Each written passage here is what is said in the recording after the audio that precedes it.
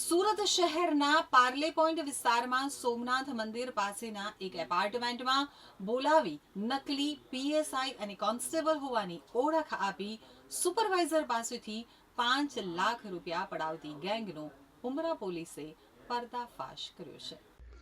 સુરત શહેરના પાર્લે પોઈન્ટ વિસ્તારમાં રવિવારે હની ટ્રેપની એક સનસનાટીભરી ઘટના સામે આવી હતી। ઓનલાઈન વેબસાઇટ ઉપર ફિમેલ સર્વિસ શોધવી કન્સ્ટ્રક્શન સાઇટના સુપરવાઇઝરને ભારે પડી હતી। આ ટોળકીની મોડસ ઓપરેન્ડી અત્યંત ખતરનાક હતી, જેમાં તેઓ ભોગ બનનાર વ્યક્તિનો સંપર્ક કરી લલચાવતા અને ત્યારબાદ એકાંત સ્થળે બોલાવી મહિલા આરોપીઓ સાથે આપત્તિજનક સ્થિતિમાં મૂકી દેતા હતા। આ સ્થિતિનો લાભ ઉઠાવી ટોળકી દ્વારા પીડિતને બ્લેકમેલ કરી મોટા પ્રમાણમાં નાણાં પડાવવામાં આવતા હતા। તો પોલીસ તપાસમાં આ ટોળકીના તાર ઊંડે સુધી જોડાયેલા હોવાની શંકા સેવાઈ રહી છે। આ કેસમાં સૌથી ચોંકાવનારી વિગત તપાસ દરમિયાન સામે આવી છે, જેમાં એક આરોપી સાથે નેશનલ ઇન્વેસ્ટિગેશન એજન્સીનું આબેહૂબ નકલી આઈ કાર્ડ મળી આવ્યું છે। આ કાર્ડમાં યુવરાજસિંહ જાડેજા નામ અને સબ ઇન્સ્પેક્ટરનો રેન્ક દર્શાવવામાં આવ્યો છે, જેની ઇસ્યુ ડેટ 14 માર્ચ 2018 અને જન્મ તારીખ 10 જાન્યુઆરી 1992 લખેલી છે। તો તપાસ એજન્સીના નામે રોફ જમાવી લોકોને ડરાવવા માટે આ કાર્ડનો ઉપયોગ થતો હોવાનું પ્રાથમિક દ્રષ્ટિએ જણાઈ આવે છે।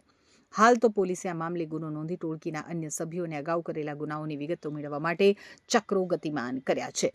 તો મળતી માહિતી પ્રમાણે કતારગામ વેડ રોડ વિસ્તારમાં રહેતા અને કન્સ્ટ્રક્શન સાઇટ ઉપર સુપરવાઇઝર તરીકે ફરજ બજાવતા કમલે થોડા દિવસ પહેલા ગૂગલ ઉપર ફિમેલ સર્વિસ સર્ચ કર્યું હતું। આ દરમિયાન તેમનો સંપર્ક રમેશ પાલ નામના શખ્સ સાથે થયો હતો। રમેશે તેમને લલચાવી ફોસલાવીને પાર્લે પોઈન્ટ વિસ્તારમાં આવેલ સૂર્ય મંજરી એપાર્ટમેન્ટના ફ્લેટ નંબર 203માં બોલાવ્યા હતા। રૂમમાં યુવતી આવીને તરત જ નકલી પોલીસ ત્રાટકી કમલભાઈ જ્યારે ફ્લેટ ઉપર પહોંચ્યા ત્યારે રાજવી નામની મહિલાએ તેમને અંદર બેસાડ્યા હતા। થોડી વારમાં પ્રિન્સી નામની યુવતી સર્વિસના બહાને રૂમમાં આવી। હજુ તો વાતચીત શરૂ થાય તે પહેલા જ રૂમમાં અચાનક 3 શખ્સ ધસી આવ્યા હતા। આ શખ્સોએ પોતાની ઓળખ પીએસઆઈ, રાઇટર અને કોન્સ્ટેબલ તરીકે આપી હતી। તેમણે કમલભાઈને ગળદાપાટુનો માર મારી ધમકાવવાનું શરૂ કર્યું હતું।